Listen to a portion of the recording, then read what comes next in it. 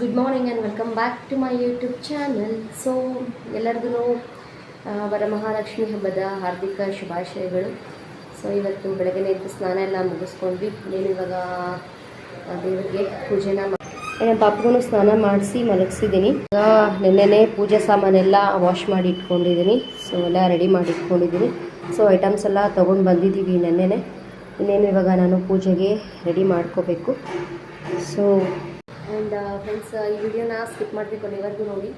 So ಮನೆಯಲ್ಲಿ ಇವತ್ತು ವರಮಹಾಲಕ್ಷ್ಮಿ ಹಬ್ಬ ಪೂಜೆನ ನಾವು ಹೇಗೆ ಸೆಲೆಬ್ರೇಷನ್ ಮಾಡಿದ್ವಿ. ತುಂಬ ಸಿಂಪಲ್ಲಾಗಿಯೇ ನಾವು ಸೆಲೆಬ್ರೇಟ್ ಮಾಡೋದು. ಎವ್ರಿ ಫೆಸ್ಟಿವಲ್ ಆಯಿತು, ಎವ್ರಿ ವರ್ಷ ತುಂಬ ಸಿಂಪಲ್ಲಾಗಿಯೇ ಮಾಡಿ. ಈ ವರ್ಷ ಕಲಶ ಕೂಡ್ಸೋಣ ಅಂತ ಅಂದ್ಕೊಂಡಿದ್ದೀನಿ. ಸೊ ವಿಡಿಯೋನ ಸ್ಕಿಪ್ ಮಾಡ್ತೇವೆ ಕೊನೆವರೆಗೂ ನೋಡಿ. ಆ್ಯಂಡ್ ಇನ್ನೊಂದು ಏನಪ್ಪ ಅಂತಂದರೆ, ಲಕ್ಷ್ಮಿ ನಾನು ಹಾಡಿ ಸೊ ಲಕ್ಷ್ಮಿ ಯಾವುದೋ ಒಂದು ರೂಪದಲ್ಲಿ ನಮ್ಮ ಮನೆಗೆ ಬಂದಿದ್ದಾಳೆ. ಸೊ ಕೊನೆಗೂ ಫೈನಲಿ ಲಕ್ಷ್ಮಿ ನಮ್ಮ ಮನೆಗೆ ಬಂದಿದ್ದಾಳೆ ಯಾವುದೋ ಒಂದು ರೂಪದಲ್ಲಿ. ಒಂದು ವೀಕಿಂದ ನಮ್ಮ ಮನೆಗೆ ಅಕ್ಕಿನ ಬುಕ್ ಮಾಡ್ಕೊಂಡಿದ್ವಿ. ಸೊ ಫೈನಲಿ ನಿನ್ನೆ 11 ಗಂಟೆ ಆದ್ರೂ ಅಕ್ಕಿ ಬಂತು. ನಿನ್ನೆ ನಮ್ಮ ಮನೆಗೆ ರೈಸ್ ಖಾಲಿ ಆಗಿಬಿಟ್ಟಿತ್ತು. ಈ ಥರ ಒಂದು ಬ್ಯಾಗ್ನ ನಾವು ಆರ್ಡರ್ ಮಾಡ್ಕೊಳ್ತೀವಿ. ನಿನ್ನೆ ಅಷ್ಟೊತ್ತು 11 ಗಂಟೆ ಆದ್ರೂ ಸಹ ನಮ್ಮ ಮನೆಗೆ ಅಕ್ಕಿ ರೂಪದಲ್ಲಿ ಲಕ್ಷ್ಮಿ ಬಂದಿದ್ದಾಳೆ. ಆ್ಯಂಡ್ ಇನ್ನೂ ಒಂದು ರೂಪದಲ್ಲಿ ಲಕ್ಷ್ಮಿ ರೂಪದಲ್ಲಿ ಸಹ ಲಕ್ಷ್ಮಿ ನಮ್ಮ ಮನೆಗೆ ಬಂದಿದ್ದಾಳೆ. ಶ್ರದ್ಧೆ ಭಕ್ತಿಯಿಂದ ಕರೆದ್ರೆ ಲಕ್ಷ್ಮಿ ಬಂದೇ ಬರ್ತಾಳೆ ಅನ್ನೋದಕ್ಕೆ ಸೊ ಎಕ್ಸಾಂಪಲ್ ಸಿಕ್ಕಾಯಿತು. ಸೊ ವಿಡಿಯೋನ ಸ್ಕಿಪ್ ಮಾಡಿದೆ ಕೊನೆವರೆಗೂ ನೋಡಿ ಫ್ರೆಂಡ್ಸ್. ಸೊ ಇವಾಗ ನಾನು ಪೂಜೆನ ಸ್ಟಾರ್ಟ್ ಮಾಡ್ಕೊಬೇಕು. ಎಲ್ಲನೂ ರೆಡಿ ಮಾಡಿ ಇಟ್ಕೊಂಡಿದ್ದೀನಿ. ಪೂಜೆನ ಸ್ಟಾರ್ಟ್ ಮಾಡ್ಕೊಳ್ಳೋದಕ್ಕಿಂತ ಮುಂಚೆ ಫಸ್ಟು ಮನೇನ ಶುದ್ಧಿ ಮಾಡ್ಕೋಬೇಕಾಗತ್ತೆ. ಸೊ ಸ್ವಲ್ಪ ನೀರು, ಅರಿಶಿನ ಮತ್ತು ತುಳಸಿ ಎಲೆ ಹಾಕಿ ಮನೇನ ಸ್ವಲ್ಪ ಶುದ್ಧಿ ಮಾಡ್ಕೋಬೇಕಾಗತ್ತೆ. ನಾನು ಇಲ್ಲಿ ಹಾಕ್ತಾಯಿರೋದು ಗಂಗಾಜಲ ತರಿಸ್ಕೊಂಡಿದ್ದೀನಿ. ಗಂಗಾಜಲನ ಸೊ ಗ್ರಂಥಿಗೆ ಅಂಗಡಿಯಲ್ಲೆಲ್ಲ ಸಿಗುತ್ತೆ ಗಂಗಾಜಲ ಅಂತ. ಸೊ ಅದರಲ್ಲೇ ನಾನು ಸ್ವಲ್ಪ ಗಂಗಾಜಲಲ್ಲಿ ಅರಿಶಿನ ಮತ್ತು ತುಳಸಿ ದಳನ ಹಾಕಿ ಸೊ ಮನೆಗೆಲ್ಲ ಸ್ವಲ್ಪ ಶುದ್ಧಿ ಮಾಡ್ಕೊಳ್ತಾ ಇದ್ದೀನಿ. ಶುದ್ಧಿ ಮಾಡಿಕೊಂಡು ಆದ ತಕ್ಷಣ ದೇವ್ರ ಫೋಟೋಗೆಲ್ಲ ಅರಿಶಿನ ಕುಂಕುಮ ಎಲ್ಲ ಇಡ್ತಾ ಇದ್ದೀನಿ. ನಾನು ಹಿಂದಿನ ದಿನವೇ ಎಲ್ಲ ವಾಶ್ ಮಾಡಿ ಪೂಜೆ ಸಾಮಾನು ಎಲ್ಲ ವಾಶ್ ಮಾಡಿ ಫೋಟೋಸ್ ಎಲ್ಲ ಒರೆಸಿ ಇಟ್ಕೊಂಡಿದ್ದೆ. ಸೊ ನೆಕ್ಸ್ಟ್ ದಿನ ಈಸಿ ಆಗುತ್ತೆ ಅಂತ ಹೇಳಿ ಸೊ ಇವಾಗ ಅರಿಶಿನ ಕುಂಕುಮನ ಇಡ್ತಾ ಇದ್ದೀನಿ ದೇವ್ರಿಗೆ. ಸೊ ಗಂಗಾಜಲಿಂದ ಯಾವುದೇ ಒಂದು ಪೂಜೆ ಮಾಡಬೇಕಾದಾಗ ಮನೇನ ಶುದ್ಧಿ ಮಾಡ್ಕೊಳ್ಳೋದು ಒಳ್ಳೆಯದು. ಗ್ರಂಥಿಗೆ ಅಂಗಡಿಯಲ್ಲಿ ಸಿಗುತ್ತೆ. ಸೊ ಬೆಟರು ಗಂಗಾಜಲ್ಗಿಂತನೂ ಗೋಮೂತ್ರ ಇರುತ್ತಲ್ಲ, ಅದಂತೂ ತುಂಬಾ ಪವಿತ್ರವಾದಂಥದ್ದು. ಸೊ ಗೋಮೂತ್ರ ಸಿಗಲಿಲ್ಲ ನನಗೆ, ತುಂಬ ಟ್ರೈ ಮಾಡಿದೆ. ಸೊ ಗೋಮೂತ್ರ ಸಿಗಲಿಲ್ಲ. ಸೊ ಅದ್ರ ಬದಲಾಗಿ ಗಂಗಾಜಲನೇ ತರಿಸ್ಕೊಂಡಿದ್ದೆ. ಸೊ ಅದನ್ನೇ ಹಾಕಿ ಅದರಲ್ಲಿ ಸ್ವಲ್ಪ ಅರಿಶಿನ, ತುಳಸಿ ಎಲೆ ಹಾಕಿಬಿಟ್ಟು ಶುದ್ಧಿ ಮಾಡ್ಕೊಂಡು ಆದ ನಂತರ ಮಿಕ್ಕಿದ್ದು ಕೆಲಸನೆಲ್ಲ ಮಾಡ್ಕೋಬೋದು. ಸೊ ನಾನು ಹೊಸ್ಲಿಗೆ ಮತ್ತು ದೇವ್ರ ಫೋಟೋಸ್ಗೆಲ್ಲ ನಾನು ಇವಾಗ ಅರಿಶಿನ ಕುಂಕುಮ ಇಟ್ಟು ಎಲ್ಲ ರೆಡಿ ಮಾಡ್ಕೊಳ್ತಾ ಇದ್ದೀನಿ. ಬೆಟರ್ ಗೋಮೂತ್ರನ ಆದಷ್ಟು ಹುಡುಕಿ ತೊಗೊಂಡು ಮನೇಲಿ ಇಟ್ಕೊಳ್ಳಿ. ಗೋಮೂತ್ರ ನಾವು ಮನೇನ ಶುದ್ಧಿ ಮಾಡ್ಕೊಳ್ಳೋದಕ್ಕಿಂತನೂ ಗೋಮೂತ್ರನ ಮನೇಲಿ ಇಟ್ಕೊಳ್ಳೋದ್ರಿಂದ ತುಂಬ ಬೆನಿಫಿಟ್ಸ್ ಇದೆ. ಏನಪ್ಪ ಅಂತಂದರೆ ಯಾವುದೇ ಥರ ನೆಗೆಟಿವ್ ಎನರ್ಜಿ ಬರೋಲ್ಲ. ಆ್ಯಂಡ್ ಯಾವುದೇ ಥರ ಮಾಟ ಮಂತ್ರ ಅಥವಾ ಯಾವುದೇ ಥರ ದೃಷ್ಟಿ ಯಾವುದೂ ತಗಲೋದಿಲ್ಲ. ಸೊ ಗೋಮೂತ್ರದಿಂದ ಮನೇನ ಶುದ್ಧಿ ಮಾಡ್ಕೊಳ್ಳೋದು ತುಂಬಾ ಒಳ್ಳೆಯದು. ಆ್ಯಂಡ್ ಇವಾಗ ನಾನು ಕಳಶಕ್ಕೆ ರೆಡಿ ಮಾಡ್ಕೊಳ್ತಾ ಇದ್ದೀನಿ. ಸೊ ಕಳಶಕ್ಕೆ ನಾನು ಏನೇನೆಲ್ಲ ಹಾಕ್ತಾಯಿದ್ದೀನಿ ಅಂತಂದರೆ, ಸೊ ಕಳಶದ ಚೊಂಬಲ್ಲಿ ನೀರು ಆ್ಯಂಡ್ ಅದರಲ್ಲಿ ಸ್ವಲ್ಪ ಅಕ್ಕಿ, ಅರಿಶಿನ, ಹಾಗೆ ಹೂವು ಮತ್ತು 5ರಿಂದ 6 ಅಥವಾ 7 ಬಾದಾಮಿನ ಹಾಕ್ತಾಯಿದ್ದೀನಿ. ಸೊ ನನಗೆ ಎಷ್ಟು ಗೊತ್ತೋ ಆ ಒಂದು ವಿಧಾನದಲ್ಲಿ ನಾನು ಪೂಜೆನ ಮಾಡ್ತಾಯಿದ್ದೀನಿ. ಆ್ಯಂಡ್ ಹಾಗೆಯೇ ಕಳಶಕ್ಕೆ ಇನ್ನೂ ಕೆಲವಾರು ವಸ್ತುಗಳನ್ನು ಹಾಕ್ತಾರೆ. ಕವಡೆ ಆಗಿರ್ಬೋದು, ಲವಂಗ, ಏಲಕ್ಕಿ, ಬಾದಾಮಿ, ಗೋಡಂಬಿ, ದ್ರಾಕ್ಷಿ, ಈ ಥರ ಕೆಲವಾರು ವಸ್ತುಗಳನ್ನು ಸಹ ಹಾಕ್ತಾರೆ. ಬಟ್ ನನಗೆ ಎಷ್ಟು ಅನುಕೂಲ ಆಯಿತೋ, ಎಷ್ಟು ನನಗೆ ಪದಾರ್ಥಗಳು ಸಿಕ್ತೋ ಅಷ್ಟರಲ್ಲಿ ನಾನು ಕಳಶನ ರೆಡಿ ಮಾಡಿಕೊಂಡು ಪೂಜೆಗೆ ರೆಡಿ ಮಾಡ್ಕೊಳ್ತಾ ಇದ್ದೀನಿ. ಆ್ಯಂಡ್ ಹಾಗೆಯೇ ಕಳಶಕ್ಕೆ ಒಂದು ತಟ್ಟೆಯಲ್ಲಿ ಕಳಶನ ಇಡಬೇಕಾದ್ರೆ ಒಂದು ತಟ್ಟೆಯಲ್ಲಿ ಅಕ್ಕಿನ ಹಾಕಿ ಅಕ್ಕಿ ಮೇಲೆ ರಂಗೋಲಿನ ಇಡಬೇಕಾಗತ್ತೆ, ರಂಗೋಲಿನ ಹಾಕಬೇಕಾಗತ್ತೆ. ರಂಗೋಲಿನ ಹಾಕಾದ್ಮೇಲೆ ನಾವು ಕಳಶನ ಇಡಬೇಕಾಗತ್ತೆ. ಅದಕ್ಕೆ ಸ್ವಲ್ಪ ಅರಿಶಿನ, ಕುಂಕುಮ, ಹೂವು ಎಲ್ಲ ಹಾಕಿಬಿಟ್ಟು ಅದಾದ ನಂತರ ಕಳಶನ ನಾವು ಪ್ರತಿಷ್ಠಾಪನೆ ಮಾಡಬೇಕಾಗತ್ತೆ, ಅದರಲ್ಲಿ ಇಡಬೇಕಾಗತ್ತೆ. ಸೊ ಇವಾಗ ನಾನು ಅಕ್ಕಿ ಒಂದು ಪ್ಲೇಟ್ನಲ್ಲಿ ಅಕ್ಕಿನ ಇಟ್ಟು ಕಳಶಕ್ಕೆ ಈ ರೀತಿಯಾಗಿ ನಾನು ರೆಡಿ ಮಾಡ್ಕೊಳ್ತಾ ಇದ್ದೀನಿ. ಆ್ಯಂಡ್ ಹಾಗೆಯೇ ಒಂದು ಕಳಶದ ಒಂದು ತೆಂಗಿನಕಾಯಿಗೆ ನಾನು ನೀಟಾಗಿ ವಾಶ್ ಮಾಡಿಕೊಂಡು, ಕಾಯಿನ ನೀಟಾಗೆಲ್ಲ ವಾಶ್ ಮಾಡಿಕೊಂಡು ಕಳಶಕ್ಕೆ ಯಾವ ಥರ ರೆಡಿ ಮಾಡ್ಕೋಬೇಕು ಅದಕ್ಕೆಲ್ಲ ರೆಡಿ ಮಾಡಿಕೊಂಡು ಅರಿಶಿನನೆಲ್ಲ ಹಚ್ಚಿ ರೆಡಿ ಮಾಡಿ ಇಟ್ಕೊಳ್ತಾ ಇದ್ದೀನಿ. ಆ್ಯಕ್ಚುಲಿ ನಾನು ಲಕ್ಷ್ಮೀನ ಮುಖವಾಡ ತೊಗೋಬೇಕಾಗಿತ್ತು, ಲಕ್ಷ್ಮೀ ಮುಖವಾಡನ ತೊಗೊಳ್ಬೇಕಾಗಿತ್ತು. ಬಟ್ ಇದಕ್ಕೆ ನಾನು ತೊಗೊಂಡಿರೋದು ಒಂದು ಸಪ್ರೇಟಾಗಿ ಬರುತ್ತಲ್ಲ ಲಕ್ಷ್ಮೀದು ಮುಖವಾಡ ಅಂದರೆ ಸಪ್ರೇಟಾಗಿ ಕಣ್ಣು ಆ ಥರ ಮೂಗ್ಬೊಟ್ಟು ಅದೆಲ್ಲ ಬರುತ್ತಲ್ಲ, ಸೊ ಅದೆಲ್ಲ ನಾನು ಸಪ್ರೇಟಾಗಿಯೇ ನಾನು ತೊಗೊಂಬಿಟ್ಟೆ ಅರ್ಜೆಂಟಲ್ಲಿ. ಬೆಟರ್ ಇದಕ್ಕಿಂತ ನಾನು ಮುಖವಾಡನೇ ತೊಗೊಂಡಿದ್ದೆ ತುಂಬ ಚೆನ್ನಾಗಿರ್ತಿತ್ತು ಅನಿಸುತ್ತೆ. ಬಟ್ ಹೇಗೋ ಇದರಲ್ಲಿ ನಾನು ಅದನ್ನು ಅರೇಂಜ್ ಮಾಡಿದೆ. ಬಟ್ ಇದು ತೆಂಗಿನಕಾಯಿ ಮೇಲೆ ಕಳಶದ ಕಾಯಿ ಮೇಲೆ ಕೂಡ್ಸೋಕ್ಕೆ ಸ್ವಲ್ಪ ಕಷ್ಟ ಆಯಿತು. ಬಟ್ ಹೇಗೋ ಸ್ವಲ್ಪ ಕಷ್ಟಪಟ್ಟು ನಾನು ಇದನ್ನು ಕೂಡಿಸ್ದೆ. ಇದಕ್ಕಿಂತ ಬೆಟರ್ ಅದೇ ಹೇಳಿದ್ನಲ್ಲ, ಮುಖವಾಡನ ತೊಗೊಂಬಿಟ್ಟಿದ್ರೆ ಇನ್ನೂ ಈಸಿ ಆಗಿಬಿಟ್ಟಿರೋದು. ಇದು ನಾನು ಫಸ್ಟ್ ಟೈಮ್ ಈ ಥರ ನಾನು ಕಳಶ ಕೂಡಿಸ್ತಾ ಇರೋದ್ರಿಂದ ಮನೆಯಲ್ಲಿ ಈ ಥರ ರೆಡಿ ಮಾಡಿ ನನಗೆ ಅಷ್ಟಾಗಿ ಗೊತ್ತಾಗಲಿಲ್ಲ ಟೈಮಲ್ಲಿ. ಹೀಗಾಗಿ ನನಗೆ ಯಾವ ಥರ ಇದು ರೆಡಿ ಮಾಡ್ಕೊಳಕ್ಕಾಯಿತು ಮ್ಯಾಕ್ಸಿಮಮ್ ನಾನು ಅಷ್ಟು ಪ್ರಯತ್ನಪಟ್ಟು ನಾನು ಮಾಡ್ಕೊಂಡಿದ್ದೀನಿ. ಬಟ್ ಇದು ಸ್ವಲ್ಪ ಕೂಡಿಸೋದು ತುಂಬಾ ಕಷ್ಟ ಆಗುತ್ತೆ. ತೆಂಗಿನಕಾಯಿ ಮೇಲೆ ಅದಷ್ಟು ಸರಿಯಾಗಿ ಕೂತ್ಕೊಳ್ಳಲ್ಲ. ಅದಕ್ಕೆ ಅಂತಲೇ ಒಂದು ಗಮ್ ಕೊಡ್ತಾರೆ. ಬಟ್ ಅದು ಕಾಯಿ ಸ್ವಲ್ಪ ಹಸಿ ಇದ್ದಿದ್ದರಿಂದ, ಸ್ವಲ್ಪ ತೇವ ಇದ್ದಿದ್ದರಿಂದ ಕೂಡ್ಸೋದು ಸ್ವಲ್ಪ ಕಷ್ಟ ಆಯಿತು. ಬಟ್ ಹಾಗೂ ಹೀಗೋ ಮಾಡಿ ಇದನ್ನು ನಾನು ರೆಡಿ ಮಾಡಿಕೊಂಡೆ ಫೈನಲಿ. ಚೆನ್ನಾಗಿಯೇ ಬಂತು.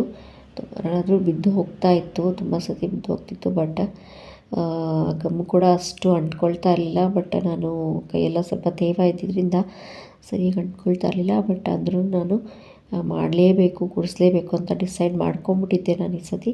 ಸೊ ಹೀಗಾಗಿ ನೋಡಿ ಎಷ್ಟು ಲಕ್ಷಣವಾಗಿ ಕೂಡಿಸಿದ್ದೀನಿ, ಎಲ್ಲ ರೆಡಿ ಮಾಡಿಕೊಂಡೆ ಫೈನಲಿ. ಆ್ಯಂಡ್ ಹಾಗೆ ನೋಡಿ ಇದಕ್ಕೆ ಕಳಶಕ್ಕೆ ಅಂತಲೇ ಎಷ್ಟು ಚೆನ್ನಾಗಿ ಎಷ್ಟು ಕ್ಯೂಟಾಗಿ ಒಂದು ಸೀರೆ ಇದೆ ತಂದಿದ್ದೀನಿ ನೋಡಿ. ಸೀರೆ ಕೂಡ ಎಷ್ಟು ಚೆನ್ನಾಗಿದೆ ಅಂತ ಕಾಣಿಸ್ತಾ ಇರ್ಬೋದು ನಿಮಗೆ. ಇದು ಕಳಶದ ಸೀರೆ. ಇದು ಸುಮಾರು ವೆರೈಟಿ ಕಲರ್ಸ್ ಕೂಡ ಇತ್ತು. ಆರೆಂಜು, ಬ್ಲೂ ಕಲರ್ ಎಲ್ಲ ಇತ್ತು.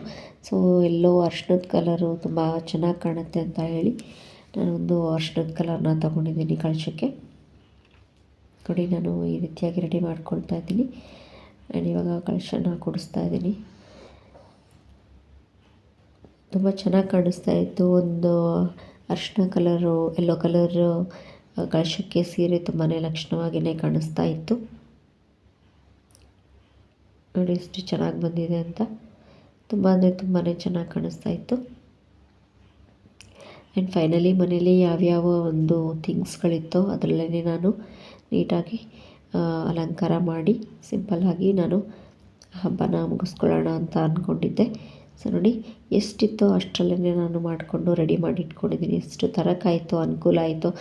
ಅದರಲ್ಲೂ ತುಂಬಾ ರಶ್ ಇತ್ತು ಆಚೆಗಡೆ.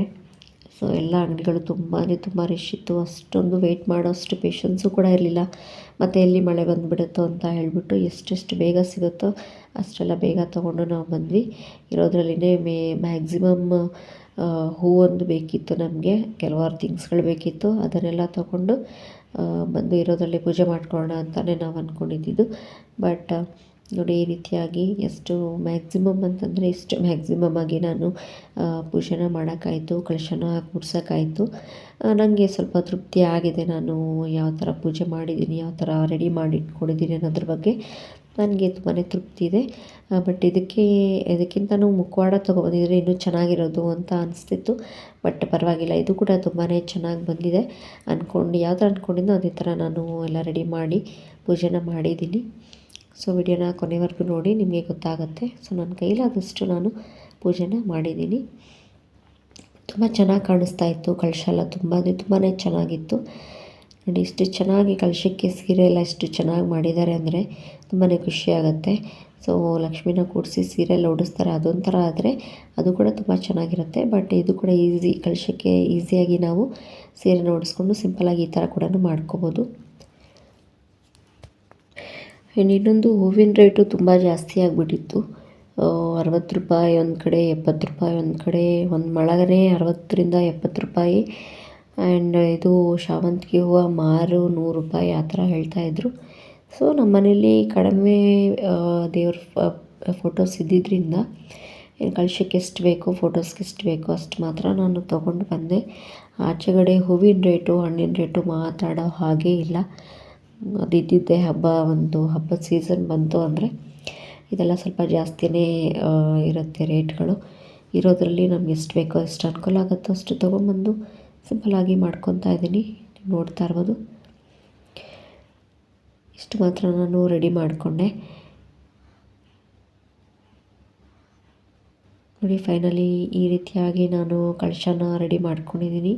ತುಂಬ ಚೆನ್ನಾಗಿ ಕಾಣಿಸ್ತಾ ಇತ್ತು, ಮನೆ ಬ್ಯೂಟಿಫುಲ್ಲಾಗಿ ಕಾಣಿಸ್ತಾ ಇತ್ತು. ಬಟ್ ಸಿಂಪಲ್ ಅಂತ ಅಂತೀವಿ, ಬಟ್ ಇದನ್ನು ರೆಡಿ ಮಾಡ್ಕೊಳ್ಳೋಕ್ಕೆ ಇದನ್ನೆಲ್ಲ ನಾವು ಇದೆಲ್ಲ ಈ ಥರ ಡೆಕೋರೇಷನ್ ಮಾಡ್ಕೊಳ್ಳೋಕ್ಕೇ ಕ್ಲೀನಾಗೆಲ್ಲ ವಾಶ್ ಮಾಡಿ, ಪೂಜೆ ಸಾಮಾನೆಲ್ಲ ವಾಶ್ ಮಾಡಿ ಇದೆಲ್ಲ ರೆಡಿ ಮಾಡ್ಕೊಳ್ಳೋದಕ್ಕೆ ಏನಿಲ್ಲ ಅಂತಂದರೂ 1.5 ಅವರ್ ಬೇಕಾಗುತ್ತೆ. ಸಿಂಪಲ್ ಅಂತಂದ್ರೆ ಇಷ್ಟು ಟೈಮ್ ಹಿಡಿಯುತ್ತೆ. ಬಟ್ ಇನ್ನೂ ಲಕ್ಷ್ಮಿ ಎಲ್ಲ ಕೂಡಿಸಿ ಮನೆಯಲ್ಲಿ ಗ್ರ್ಯಾಂಡಾಗಿ ಮಾಡೋರ್ಗಂತೂ ರಾತ್ರಿ ಎಲ್ಲ ನಿದ್ದೆ ಇಲ್ದಿರೇ ಮಾಡಿರ್ತಾರೆ ಪಾಪ, ಎಷ್ಟೋ ಜನ ಲಕ್ಷ್ಮಿ ಕೂಡಿಸಿರ್ತಾರೆ. ಬಟ್ ನಾವು ಇಷ್ಟು ಸಿಂಪಲಾಗಿ ಮಾಡಿದ್ರೂ ಇದಕ್ಕೆ ನಮಗೆ 1.5 ಅವರ್ ಟೈಮ್ ಹಿಡೀತು ಇಷ್ಟು ಸಿಂಪಲಾಗಿ ಮಾಡಿದ್ರು. ಬಟ್ ತುಂಬ ಚೆನ್ನಾಗಿ ಬಂದಿದೆ. ನಾನು ಸಿಂಪಲಾಗಿ ಯಾವಾಗಲೂ ಕಳಶ ಕೂಡಿಸಿದ್ದೀನಿ, ಬಟ್ ಈ ಥರ ಎಲ್ಲ ಅಲಂಕಾರ ಮಾಡಿ ಲಕ್ಷ್ಮಿಗೆಲ್ಲ ಈ ಥರ ಅಲಂಕಾರ ಎಲ್ಲ ಮಾಡಿರಲಿಲ್ಲ. ಬಟ್ ನಾರ್ಮಲ್ ಕಳಶ ಕೂಡಿಸ್ತಾ ಇದ್ವಿ. ಬಟ್ ನನಗೆ ತೃಪ್ತಿ ಇದೆ ನಾನು ಈ ರೀತಿ ಮಾಡಿರೋದು. ಸಿಂಪಲ್ಲಾಗೆ ಮಾಡಿದ್ದೀನಿ, ಬಟ್ ಪರವಾಗಿಲ್ಲ, ಚೆನ್ನಾಗಿ ಮಾಡಿದ್ದೀನಿ ಅಂತಲೇ ಅನ್ನಿಸ್ತು. ಅದರಲ್ಲಿ ಇವಾಗ ನಾನು ಪೂಜೆನ ಮಾಡ್ತಾಯಿದ್ದೀನಿ.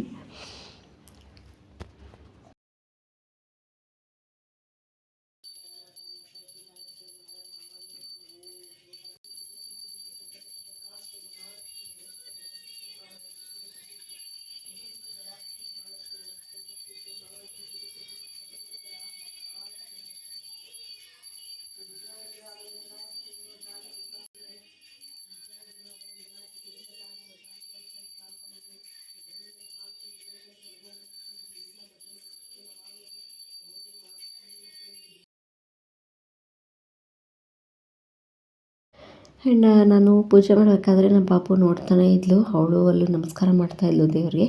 ಸೊ ಅವಳ ಕೈಲೂ ಪೂಜೆ ಮಾಡಿಸ್ಬಿಡೋಣ ಅಂತ ಮಾಡಿಸ್ತಾಯಿದ್ದೀನಿ. ಅವಳು ಶುಕ್ರವಾರದ ದಿನವೇ ಹುಟ್ಟಿರೋದು. ಇದು ನಮ್ಮ ಪಾಪುಗೆ ಮೊದಲನೇ ವರ್ಷದ ವರಮಹಾಲಕ್ಷ್ಮಿ ಹಬ್ಬ ಆಗಿರೋದ್ರಿಂದ ಅವಳ ಕೈಲೂ ನಾನು ಕಡ್ಡಿ ಬೆಳಗಿಸ್ತಾಯಿದ್ದೀನಿ, ಪೂಜೆನ ಮಾಡಿಸ್ತಾಯಿದ್ದೀನಿ. ಅವಳು ನಾನು ಪೂಜೆ ಮಾಡೋದು ನೋಡಿ ಯಾವಾಗಲೂ ದಿನ ನಾನು ದೇವ್ರಿಗೆ ನಮಸ್ಕಾರ ಮಾಡೋದು ನೋಡಿ ನನ್ನ ಥರನೇ ಅವಳು ನಮಸ್ಕಾರ ಮಾಡ್ತಿರ್ತಾಳೆ ದೇವ್ರಿಗೆ. ಸೊ ಅವಳನ್ನು ಖುಷಿ ಖುಷಿಯಾಗಿ ಪೂಜೆ ಮಾಡ್ತಾಯಿದ್ಲು. ಸೊ ಅವಳ ಕೈಲೂ ಕೂಡ ನಾನು ಶುಕ್ರವಾರ ದಿನ ಮಾಡಿಸ್ತಾ ಇದ್ದೀನಿ. ಅವಳು ಶುಕ್ರವಾರನೇ ಹುಟ್ಟಿರೋದ್ರಿಂದ ಸೊ ಅವಳ ಕೈಲೂ ಪೂಜೆ ಮಾಡಿಸೋಣ ಅಂತ ಅವಳ ಕೈಲೂ ಪೂಜೆ ಮಾಡಿಸ್ದೆ.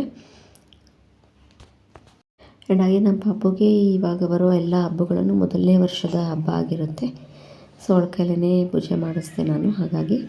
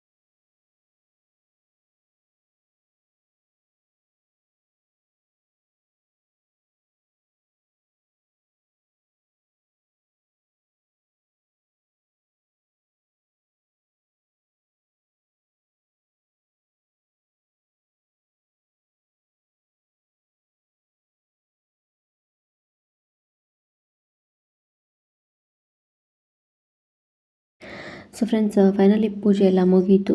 ಸೊ ನೋಡಿ, ಈ ರೀತಿಯಾಗಿ ನಾವು ಮನೆಗೆ ತೋರಣ ಎಲ್ಲ ಕಟ್ಟಿ ಈ ರೀತಿಯಾಗಿ ರೆಡಿ ಮಾಡ್ಕೊಂಡಿದ್ದೆ. ಸೊ ಫೈನಲಿ ಈ ಪೂಜೆ ಎಲ್ಲ ಮುಗಿಸ್ಕೊಂಡ್ವಿ. ಸೊ ಅಡುಗೆ ಕೂಡ ತುಂಬಾ ಸಿಂಪಲಾಗೇ ಮಾಡಿದ್ದೆ. ನಾನು 2 ಅಡುಗೆ ಮಾಡಿದ್ದು, ಒಂದು ಪುಳಿಯೋಗರೆ ಮಾಡಿದ್ದೆ, ಇನ್ನೊಂದು ಶಾವಿಗೆ ಪಾಯಸ ಮಾಡಿದ್ದೆ ಸ್ವೀಟು. ಸೊ ಸಿಂಪಲಾಗೇ ಹಬ್ಬನ ಮಾಡ್ಕೊಂಡಿರೋವಂಥದ್ದು. ನಾವು ಯಾವಾಗಲೂ ಯಾವುದೇ ಹಬ್ಬ ಆಯಿತು ಮನೆಗೆ ಎಷ್ಟು ಬೇಕೋ ಅಷ್ಟು ಸಿಂಪಲಾಗಿ ಮಾಡ್ಕೊತೀವಿ. ನೋಡಿ, ಈ ರೀತಿಯಾಗಿ ನಾನು ಸಿಂಪಲಾಗಿ ಕಳಶನ ಕೂಡಿಸ್ಬಿಟ್ಟು ಈ ರೀತಿಯಾಗಿ ನಾನು ಹಬ್ಬನ ಮಾಡಿಕೊಂಡೆ. ವರಮಹಾಲಕ್ಷ್ಮಿ ಹಬ್ಬನ ಸೆಲೆಬ್ರೇಟ್ ಮಾಡ್ಕೊಂಡ್ವಿ. ಆ್ಯಂಡ್ ಅಡುಗೆನೂ ತುಂಬಾ ಸಿಂಪಲಾಗಿ ಮಾಡಿದ್ದು. ಜಾಸ್ತಿ ವೆರೈಟೀಸ್ ಎಲ್ಲ ಏನೂ ಮಾಡಿಲ್ಲ. ನಾನು ಯಾವುದೇ ಹಬ್ಬಕ್ಕಾದ್ರೂ ಸಿಂಪಲಾಗಿಯೇ ಅಡುಗೆ ಕೂಡ ತುಂಬ ಸಿಂಪಲ್ಲಾಗಿ ಮಾಡೋದು. ಇವತ್ತು ನಾನು ಮಾಡಿರೋ ಅಡುಗೆ ಜಸ್ಟ್ ಒಂದು ಪುಳಿಯೋಗರೆ ಮತ್ತು ಒಂದು ಶಾವಿಗೆ ಪಾಯಸ ಮಾಡಿದ್ದೆ ಅಷ್ಟೇ. ಸೊ ಇನ್ನೇನು ಊಟ ಕೂಡ ಮಾಡ್ಕೊಬೇಕು ನಾವು ಇವಾಗ. ಸೊ ಹಬ್ಬ ಅಂದರೆ ಒಂದು ಸ್ವಲ್ಪ ಎಲ್ಲ ಲೇಟಾಗಿ ಆಗುತ್ತೆ. ಮನೆಯೆಲ್ಲ ರೆಡಿ ಮಾಡಿಕೊಂಡು ಪೂಜೆ ಮಾಡಿಕೊಂಡು ಅಡುಗೆ ಮಾಡಿಕೊಂಡು ಊಟ ಮಾಡೋಷ್ಟೊತ್ತಿಗೆ. ಸೊ ಫ್ರೆಂಡ್ಸ್, ಇವಾಗ ಪೂಜೆ ಎಲ್ಲ ಮುಗೀತು. ಸೊ ಇವಾಗ ನಾನು ಜಸ್ಟ್ ಕಾಫಿ ಕುಡಿತಾ ಇದ್ದೀನಿ. ಇವಾಗ ಕಾಫಿ ಕುಡಿದ್ಬಿಟ್ಟು ನಂತರ ಇವಾಗ ಅಡುಗೆನ ಸ್ಟಾರ್ಟ್ ಮಾಡ್ಕೋಬೇಕು. ಸೊ ನಮ್ಮ ಮನೇಲಿ ನಾನೇ ಪೂಜೆ ಮಾಡಿಬಿಟ್ಟು ನಾನೇ ಅಡುಗೆ ಮಾಡಬೇಕು. ಸೊ ಇವಾಗ ಅಡುಗೆನ ಸ್ಟಾರ್ಟ್ ಮಾಡ್ಕೊಂಡಿದ್ದೀನಿ. ನಮ್ಮ ಚಂದನ ಮತ್ತು ನಮ್ಮ ನಿತ್ಯ ಸಿರಿ ನಮ್ಮ ಪಾಪು ಆಟ ಆಡ್ಕೊತಾ ಇದ್ದಾರೆ. ಇವಾಗ ನಾನು ಅಡುಗೆ ಮಾಡಬೇಕು. ಆ್ಯಂಡ್ ಈವ್ನಿಂಗು ಸ್ವಲ್ಪ ರಾಯರ ಮಠದ ಹತ್ರ ಹೋಗ್ಬಿಟ್ಟು ಬರೋಣ ಅಂದ್ಕೊಂಡಿದ್ವಿ. ಇವಾಗ ಇನ್ನೇನು ಆರಾಧನೆ ಸ್ಟಾರ್ಟ್ ಆಗುತ್ತಲ್ಲ. ಸೊ ಇವಾಗ 11, 12, 13 3 ದಿನ ಆರಾಧನೆ ಇರುತ್ತೆ. ಸೊ ಹೀಗಾಗಿ ಇನ್ನೇನು ನಾವು ಊಟ ಮುಗಿಸ್ಕೊಂಡು ನಂತರ ಈವ್ನಿಂಗು ಟೆಂಪಲ್ ಹೋಗೋಣ, ಹಾಗೆ ರಾಯರ ಮಠಕ್ಕೆ ಹೋಗೋಣ ಅಂದ್ಕೊಂಡಿದ್ವಿ. ಸೊ ಇನ್ನೇನು ಆರಾಧನೆ ಸ್ಟಾರ್ಟ್ ಆಗಿರೋದ್ರಿಂದ ಸೊ 3 days ಆರಾಧನೆ ಇರುತ್ತಲ್ವ, 11, 12, 13. ಸೊ ಹೀಗಾಗಿ ಮಠದಲ್ಲಿ ತುಂಬ ಗ್ರ್ಯಾಂಡಾಗಿ ಮಾಡ್ತಾರೆ. ಸೊ ಎವ್ರಿ ರಾಯರ ಮಠದಲ್ಲಿ ಕೂಡ ಗ್ರ್ಯಾಂಡಾಗಿ ಆರಾಧನೆನ ಮಾಡ್ತಾರೆ. ಸೊ ಸಾಯಂಕಾಲ ಸ್ವಲ್ಪ ಫ್ರೆಶ್ ಅಪ್ ಆಗಿ ಮತ್ತೆ ಮಠದ ಹತ್ರ ಹೋಗೋಣ ಅಂತ ಅಂದ್ಕೊಂಡಿದ್ವಿ. ನೋಡಿ ನಮ್ಮ ಪಾಪು ನೋಡಿ ಹೇಗೆ ದಿವಾನ್ ಹತ್ತಾಳೆ ಇಳಿತಾಳೆ, ಅವಳೇ ಹತ್ಕೋತಾಳೆ, ಮೊಬೈಲ್ ಎತ್ಕೊತಾಳೆ, ಅವಳೇ ಇಳಿತಾಳೆ. ಸೊ ಸಿಕ್ಕಾಪಟ್ಟೆ ತರಲೆ ಆಗ್ಬಿಟ್ಟಿದ್ದಾಳೆ.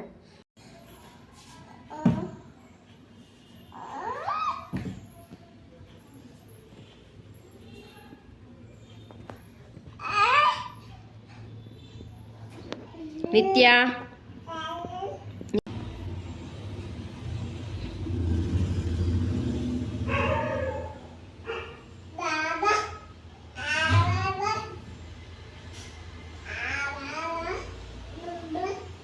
ಬಾ ಇಲ್ಲಿ.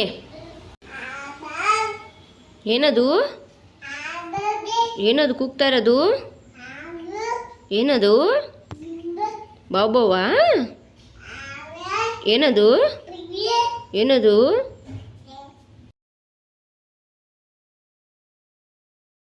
ಸೊ ಆಗಲೇ ಹೇಳ್ದಾಗೆ ನಾನು ಸಿಂಪಲ್ಲಾಗಿ ಶಾವಿಗೆ ಪಾಯಸ ಮತ್ತು ನೋಡಿ ಪುಳಿಯೋಗರೆನ ಮಾಡಿದ್ದೀನಿ. ಸೊ ಶಾವಿಗೆ ಪಾಯಸನ ಮಾಡಿದ್ದೀನಿ. ಇದು 2 ಅಡುಗೆನ ನಾನು ಮಾಡಿದ್ದು. ಸೊ ರಾತ್ರಿ ಇನ್ನೊಂದು ಬೇರೆ ಏನಾದರೂ ರೆಸಿಪಿ ಮಾಡಬೇಕು. ಇದು 2 ಥರದ ಅಡುಗೆ ಮಾಡಿದ್ದೀನಿ. ಶಾವಿಗೆ ಪಾಯಸ ಇನ್ನೇನು ನೈಟ್ವರೆಗೂ ಅದೇ ಇರುತ್ತೆ. ಸೊ ರೈಸ್ ಏನಾದರೂ ಮಾಡ್ಕೋಬೇಕಾಗತ್ತೆ ನಾನು ಈವ್ನಿಂಗು.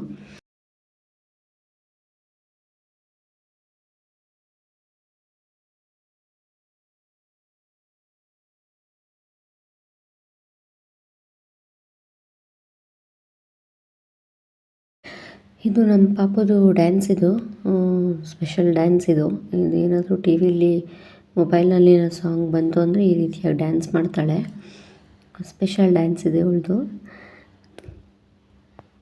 ನಮ್ಮ ಪಾಪಗೂ ಬೆಳಗ್ಗೆನೇ ನಾನು ಸರ್ಲ್ಯಾಕ್ನ ತಿನ್ನಿಸಿದ್ದೆ. ಹೋಮ್ ಮೇಡ್ ಸರ್ಲ್ಯಾಕ್ನ ನಾನು ತಿನ್ನಿಸ್ಬಿಟ್ಟಿದ್ದೆ. ಆ್ಯಂಡ್ ಹಾಗೆ ನಮ್ಮದು ಇಲ್ಲಿ ಲಂಚ್ಗೆಲ್ಲ ರೆಡಿ ಆಯಿತು. ಸೊ ಹೇಳಿದಾಗೇ ಪುಳಿಯೋಗರೆ ಮತ್ತು ಇದಕ್ಕೆ ಸಿಂಪಲಾಗಿ ಪಾಯಸನ ಮಾಡಿದ್ದೆ ಅಂತ ಹೇಳಿದ್ನಲ್ವ. ಸೊ ಇನ್ನೇನು ಇವಾಗ ಪೂಜೆ ಎಲ್ಲ ಮುಗಿಸ್ಕೊಂಡಾಯಿತು. ಇನ್ನೇನು ಇವಾಗ ಊಟನ ಮಾಡ್ಕೋಬೇಕಾಗತ್ತೆ. ಸೊ ಊಟ ಮಾಡ್ಕೊಂಡು ಆದ ನಂತರ ಈವ್ನಿಂಗ್ ಆಚೆ ಹೋಗೋಣ ಅಂತ ಅಂದ್ಕೊಂಡಿದ್ವಿ. ಅದೇ ಹೇಳಿದಾಗೇ ಆಚೆ ಹೋಗೋಣ ಅಂತ ಅಂದ್ಕೊಂಡಿದ್ವಿ. ಬಟ್ ವೆದರು ಕ್ಲೌಡಿ ಆಗೋಯಿತು. ಇನ್ನೇನು ಮಳೆ ಬರೋ ಥರನೇ ಆಯಿತು. ಬಟ್ ನೈಟ್ ಮಳೆ ಬಂತು. ಸೊ ಹೀಗಾಗಿ ನಾವು ಆಚೆ ಹೋಗೋದು ಒಂದು ಪ್ಲ್ಯಾನು ಕ್ಯಾನ್ಸಲ್ ಆಯಿತು. ಸೊ ಮಧ್ಯಾಹ್ನದ ಊಟ ಎಲ್ಲ ಮುಗಿಸ್ಕೊಂಡ್ವಿ. ಇನ್ನೇನು ಇದು ಮತ್ತೆ ನೈಟು. ಸೊ ನೈಟು ಪೊಂಗಲ್ ಮಾಡಿದ್ದೆ. ಈ ಪಾಯಸ ಹಾಗೆ ಉಳಿದಿತ್ತು ನೈಟು. ಸೊ ಪಾಯಸನ ಬಿಸಿ ಮಾಡಿಕೊಂಡು ಹಾಗೆ ಸಪ್ರೇಟಾಗಿ ಇನ್ನೊಂದು ಪೊಂಗಲ್ ಮಾಡ್ಕೊಂಡ್ವಿ ನೈಟು. ಸೊ ಪೊಂಗಲ್ ಮಾಡಿಕೊಂಡು ಪೊಂಗಲ್ ಜೊತೆ ಪಾಯಸ ಇತ್ತು. ಸೊ ನೈಟು ಕೂಡ ಈ ಒಂದು ಊಟನ ಮುಗಿಸ್ಕೊಂಡ್ವಿ. ಸೊ ಇದೊಂದು ನಮ್ಮ ಒಂದು ವರಮಹಾಲಕ್ಷ್ಮಿ ಹಬ್ಬದ ಬ್ಲಾಗ್ ಆಗಿರುತ್ತೆ ಅಂತ ಹೇಳ್ತಾ ಇವತ್ತಿನ ವಿಡಿಯೋನ ಅಲ್ಲಿಗೆ ಎಂಡ್ ಮಾಡ್ತಾ ಇದ್ದೀನಿ. ನೆಕ್ಸ್ಟ್ ವಿಡಿಯೋದೊಂದಿಗೆ ಸಿಗ್ತೀನಿ. Until then take care and thank you for watching.